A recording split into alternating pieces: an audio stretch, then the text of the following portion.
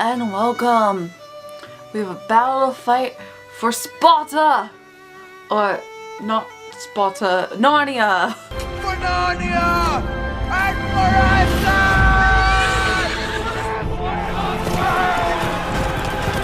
for Today we're going to talk about the Chronicles of Narnia, The Lion, the Witch, and the Wardrobe.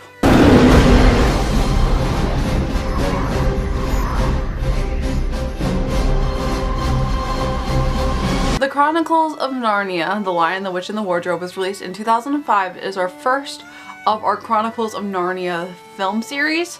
However, we're just going to talk about the first one. This is another film that I've never seen before, but I do remember how much marketing they did on the Disney Channel. And now, via satellite, we have a very special interview. Please welcome the cast of Narnia!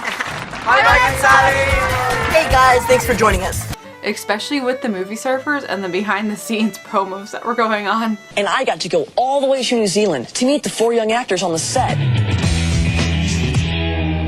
For Narnia! The filmmakers chose New Zealand because it looks like no other place on Earth.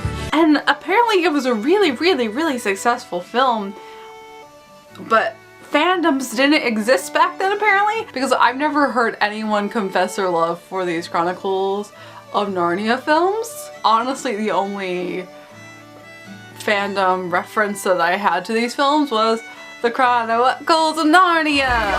It's the Chronicles of Narnia! We love that Chronicles of Narnia! That's that Chronicles of Narnia! So I never thought that they were as successful as they were, because the only reference that I knew was from Saturday Night Live and The Lonely Island. But apparently they were a huge deal and they were very successful. And I finally sat down and watched the first one.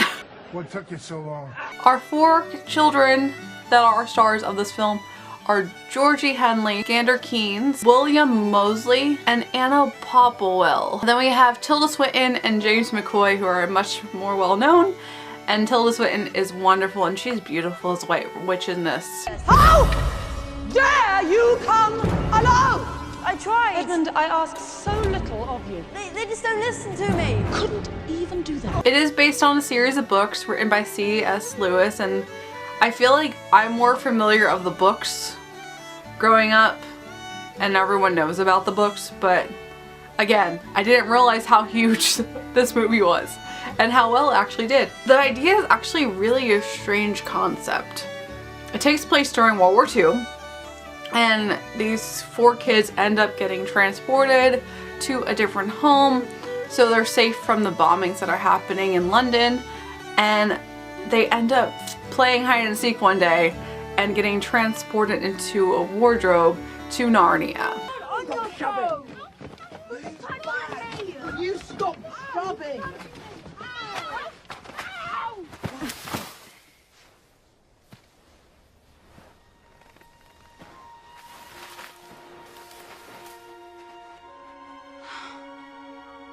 Impossible. And at the same time, because the White Witch has taken over the kingdom, so their brother ends up getting locked up and they have to save him from the White Witch. At the same time, return Aslan the Lion, who is the rightful king of Narnia.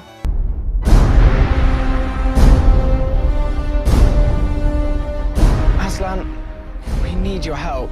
I know, but understand, the future of Narnia rests on your courage. There's a lot of underlining metaphors about religion, that Aslan is God and Jesus all in one. And there's a point in the film where he ends up dying and then comes back to life. And it is legitly, it's not a theory, it's legit truth, because C.S. Lewis was also really religious as a person. So he did put a lot of themes about Christianity into his books, which are now in this film.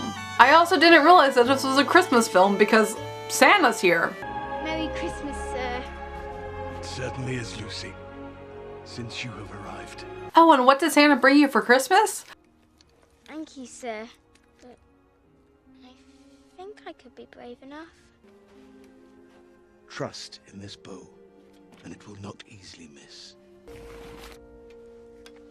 The time to use these may be near at hand.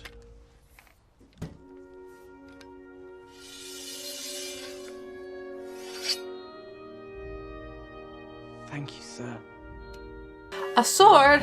Well, thank you, Santa. That's just what I needed. It's a strange concept because you have these underlining themes of Christianity on top of a bunch of violence because these kids are going to battle to save this kingdom and they're being trained to be knights and then end up being queens and kings. And they can visit whenever they want. It was a good film for the most part, but it wasn't something that I really enjoyed. It was well done, but not my cup of tea. And the sad thing is as well, because this was made in 2005, the CGI effects really don't hold up today. They look really bad, so it's a shame, but it does take away from it. But the rest of the costumes that they did and the scenery is beautiful, so I will give them that in the arts department and the visual department. They did a very excellent job. But there's just too much that I wasn't really into that I would want to watch again. But it still is well done.